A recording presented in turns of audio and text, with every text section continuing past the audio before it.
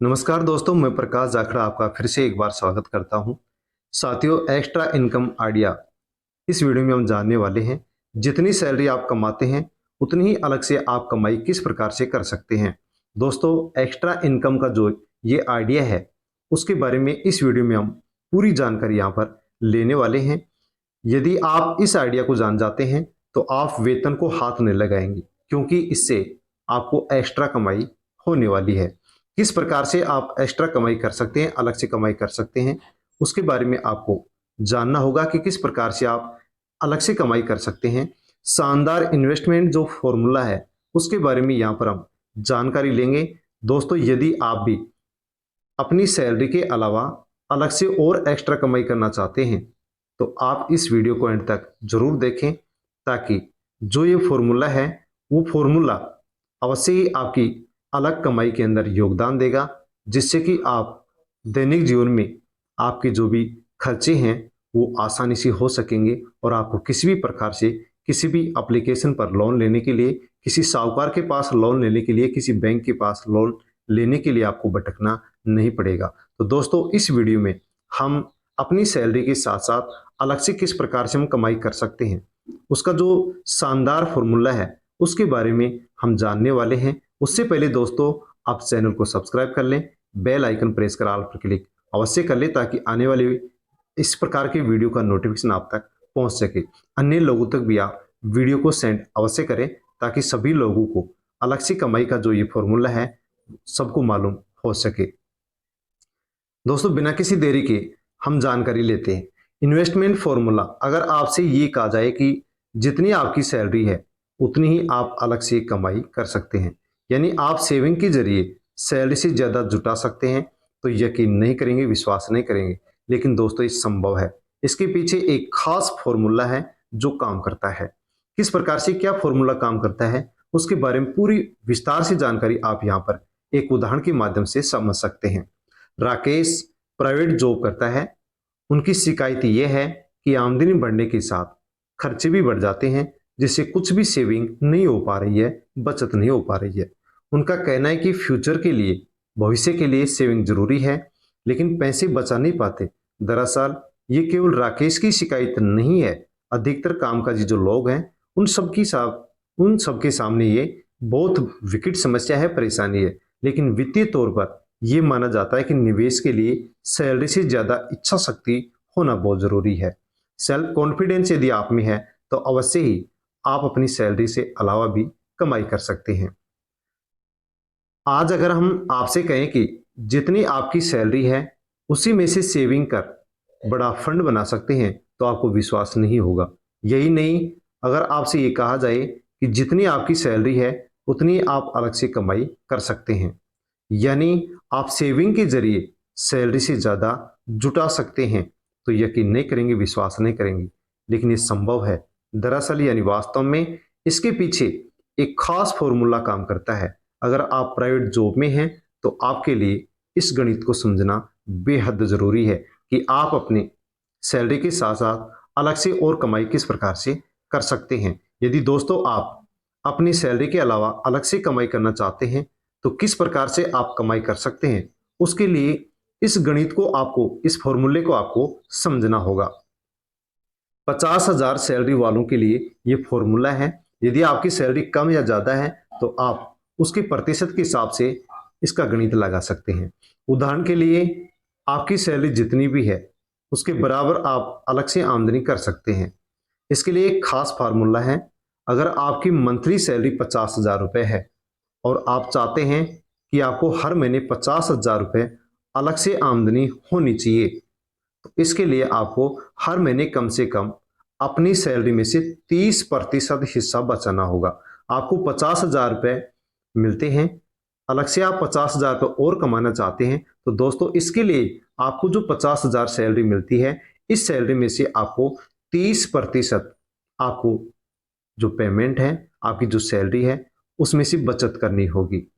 यानी 50,000 रुपये महीने कमाने वाले को 30% वेतन बचाना होगा, जो 15,000 रुपये होता है। अब इस पैसे को म्यूचुअल फंड में सिस्टमेटिक इन्वेस्टमेंट प्लान SIP के जरिए लगाइए, क्योंकि यहाँ बेहतर रिटर्न मिलने की उम्मीद रहती है। तो दोस्तों आपके पास जो 30% पेमेंट बचा है, जो कि 50,000 के हिसाब से 15,000 रुपये बैठता है, इस 15,000 की राशि को आप हर महीने म्यूचुअल फंड के अंदर यदि आप लगाते हैं, एसआईपी के अंदर लगाते हैं, तो यहां पर आपको बहुत ही अच्छा रिटर्न मिलता है। एसआईपी कैलकुलेटर के मुताबिक अगर कोई निवेश हर महीने 15,000 रुपये एसआईपी में करता है तो 10 साल में 15% रिटर्न के हिसाब से 41,79,859 रुपये बनता है। दोस्तों यदि आप 50,000 सैलरी आपको मिलती है, उसमें से 30% यदि आप सैलरी बचाते हैं, यानी कि 15,000 रुपये आप बचा करके एसआईपी में जमा कराते हैं, तो दोस्तों ये जो एसआईपी है ये आपको 10 साल में इस 15% का जो रिटर्न है वो आपको 41,79,859 रुपए देने वाली है। दोस्तों ये रकम बहुत बड़ी हो जाती है। 30% यदि हम पेमेंट बचाते हैं तो ये रकम हमारे को 10 साल बाद में 41,79,859 रुपए मिलती है, हो जाती है। इसे और आसान तरीके से समझते हैं। हर महीने एसआईपी में 15,000 रुपये लगाने पर 5 साल के बाद ये राशि करीब 13.5 लाख रुपए हो जाएगी। निवेशक इसी तरह अगले 3 साल तक और पैसे जमा कराता है तो फिर 8 साल के बाद में जमा पूंजी बढ़कर के करीब 28 लाख रुपए के आसपास हो जाती है और 10 साल में राशि बढ़कर के 41,79,859 रुपए हो जाती है। सैलरी बढ़ने के साथ साथ निवेश को भी हम बढ़ा सकते हैं। ये तो केवल शुरुआती सैलरी के हिसाब से अनुमान लगाया है। अधिकतर लोगों की जो सैलरी है 7-8 साल में दोगुनी हो जाती है। अगर सैलरी में सालाना 10% का इजाफा होता है, बढ़ोतरी होती है, तो 50,000 रुपये महीने कमाने वाले की 8 साल में जो सैलरी है वो 1 लाख रुपए से ज्यादा हो जाएगी।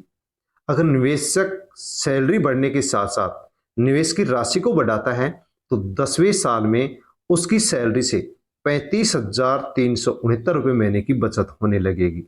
यानी कि जिस प्रकार से हमारी सैलरी बढ़ती है उसी प्रकार से हमें बचत को भी बढ़ाना होगा।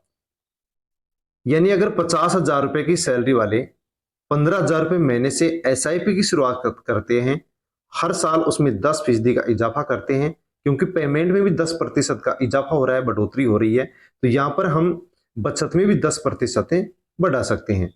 10वें साल में निवेशक की ओर से एसआईपी की राशि बढ़कर के 35,000 रुपये हो जाएगी।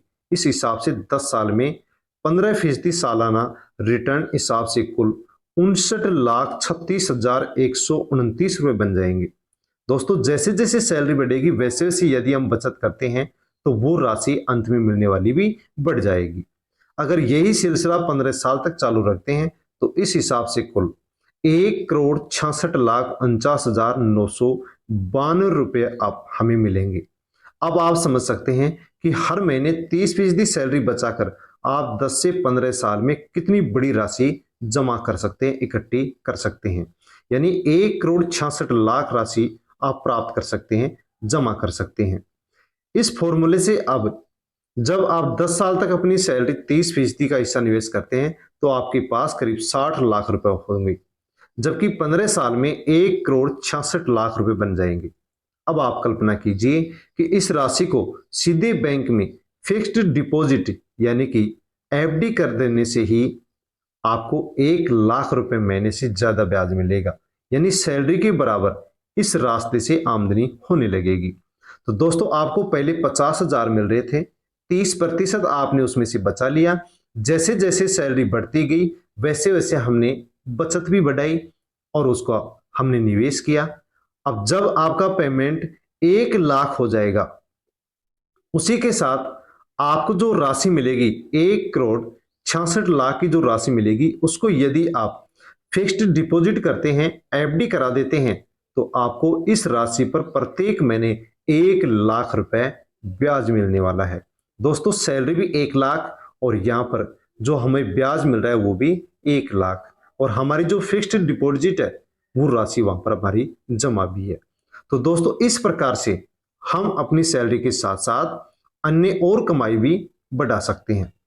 इसके अलावा अगर सैलरी ज़्यादा बढ़ती है तो बचत भी ज़्यादा होगी, जिससे आप कहीं और भी निवेश कर सकते हैं, जैसे कि शेयर बाजार में निवेश कर सकते हैं, PPF, gold bond, real estate और शॉर्ट टर्म फंड में। इन जगहों से मिले रिटर्न को जब आप 10 से 15 साल के बाद में काउंट करेंगे तो आप सैलरी को हाथ नहीं लगाएंगे, क्योंकि उतनी ही कमाई निवेश के जरिए होने लग जाएगी। तो दोस्तों, ये जो फॉर्मूला है ये बहुत ही अच्छा फॉर्मूला है।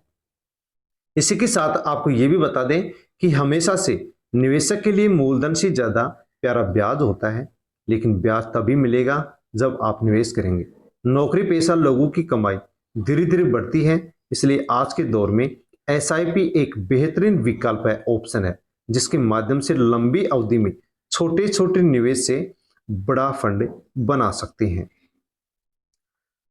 आमदनी और खर्च के बीच तालमेल बहुत जरूरी है, क्योंकि वर्तमान समय में महंगाई बढ़ चुकी है। हालांकि हर महीने 30% सैलरी को बचा करके निवेश करना थोड़ा मुश्किल काम है, लेकिन जब आप आमदनी और खर्च के बीच तालमेल बिठा लेंगे तो किसी तरह की कोई दिक्कत नहीं होगी। शुरुआत में सैलरी से 30% राशि बचाने के लिए सबसे पहले आपको जो फिजूल खर्ची है उसके ऊपर लगाम लगानी होगी। ये संभव कैसे हो सकता है? तो दोस्तों, हर कुछ संभव है, हर कुछ संभव है, ये भी संभव है। एक अनुमान के मुताबिक सैलरीड क्लास हर महीने अपनी आमदनी का 10% हिस्सा फिजूल खर्च कर देता है, जिसे आप आसानी से बचा सकते हैं। इसके अलावा अगर आपके पास क्रेडिट कार्ड है तो उसके धड़ल्ले इस्तेमाल से भी आपको बचना होगा, जैसे कि बाहर घूमना, बाहर खाना, महंगे गैजेट्स खरीदना थोड़ा कम कर दें। इसके अलावा ऑफर के चक्कर में उन चीजों को मत खरीदें जो आपकी जरूरत की नहीं हो। इस तरह से आप हर महीने 30% सैलरी आसानी से बचा सकते हैं। दोस्तों, 10% सैलरी हर व्यक्ति की फिजूल खर्चे में चली जाती है, उसको हम बचा सकते हैं। इसके अलावा 20% हम बचत अपने पेमेंट में वहां से कर सकते हैं, जैसे कि बाहर हम घूमने के लिए जाते हैं, बाहर खाना खाते हैं, अनेक प्रकार के जो महंगे गैजेट्स होते हैं उनको हम खरीद लेते हैं, या अनेक प्रकार के ऑफर हमारे को मिलते हैं, उन ऑफरों को हम खरीद लेते हैं और उस ऑफर से हमें कुछ प्राप्त भी नहीं होता है। 20% यहां से हम बचाते हैं, 10% फिजूल खर्च से बचाते हैं, तो ये 30% होता है, और ये 30% आपको करोड़ों के अंदर लेके चला जाता है। तो दोस्तों, इस प्रकार से आप अपनी सैलरी के साथ साथ सैलरी से अधिक कमाई कर सकते हैं, और जिस फॉर्मूला को हमने यहाँ पर जाना है उस फॉर्मूले के बारे में आप दोबारा से स्वयं गणित लगा सकते हैं, हिसाब लगा सकते हैं, कैलकुलेट कर सकते हैं। अवश्य ही आपको इस फॉर्मूले का फायदा मिलेगा, और इतना अच्छा फायदा मिलेगा कि वर्तमान समय में जो महंगाई का दौर चल रहा है, इस महंगाई के दौर के अंदर आप बहुत ही अच्छी इनकम कर पाएंगे और आपके पास एक बहुत ही अच्छा फंड होगा। दोस्तों, इसी प्रकार के फॉर्मूले जानने के लिए चैनल को सब्सक्राइब कर लें, बेल आइकन प्रेस कर ऑल पर क्लिक अवश्य कर लें, ताकि आने वाली आगे वीडियो का नोटिफिकेशन भी आप तक पहुंच सके। अन्य लोगों तक भी आप वीडियो को सेंड अवश्य करें, ताकि सभी लोगों को ऐसे आइडियाज का पता लग सके, उनको जानकारी हो सके। दोस्तों, फिर एक नई जानकारी के साथ मिलता हूं। धन्यवाद।